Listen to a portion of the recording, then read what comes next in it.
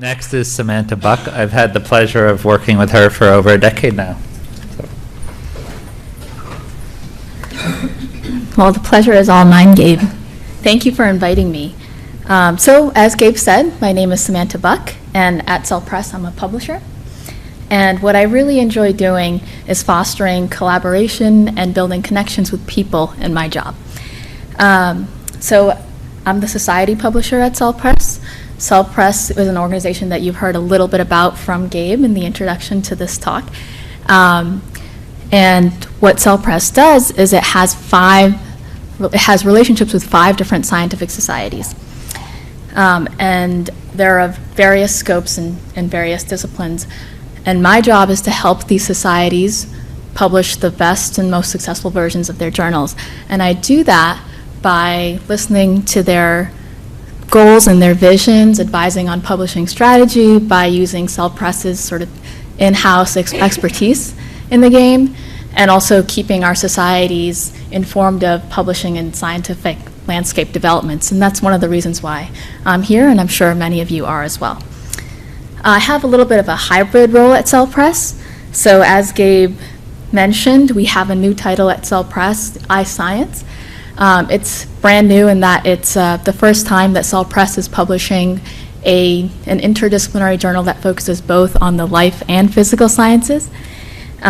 So previously, Cell Press has focused a lot on life sciences, as you can probably tell by its name.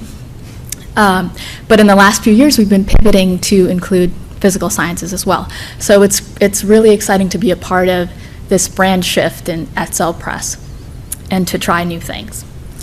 So I've been with Cell Press for 12 years, and in that time I've seen quite a few cultural shifts at Cell Press over my time there. I started out, just like Gabe, as a copy editor on Cell, our flagship title. And since then, I've worked on different titles, wearing different hats, and eventually managing teams of various sizes. I've had managers and mentors who've been also very encouraging of me to explore my professional interests.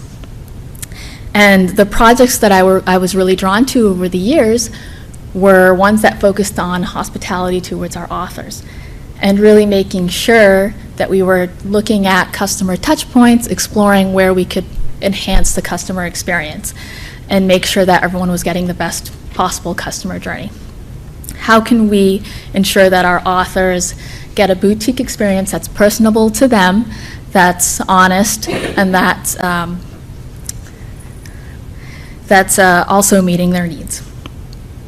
I believe that in our careers, just as many of you all do, I'm sure, that it's really all about the relationships. So one of the other things I do at Cell Press is I organize the Cell Press Mentorship Committee, which connects different professionals to different levels to make sure that we all learn from each other.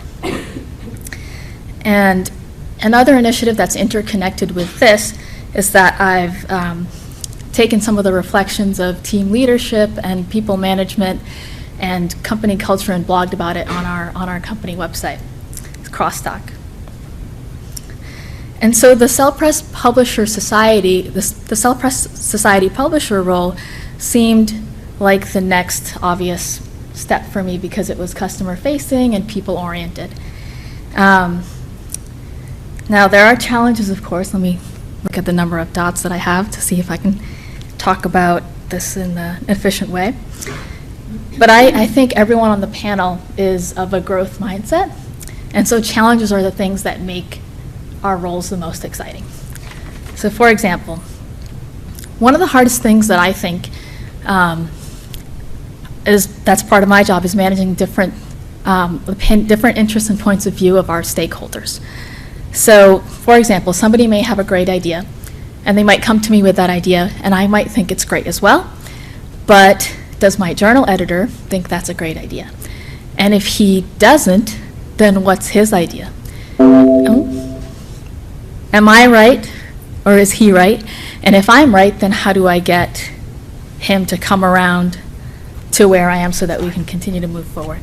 The battery is running low on this slide. So mediating and fostering collaboration is a key component of my role. But this kind of challenge is welcome because it helps to build communication skills, negotiation skills, and strategic thinking. And if I'm open to the best idea, then that's best for the journal. And also it promotes a democratic team culture, which also promotes a happier team.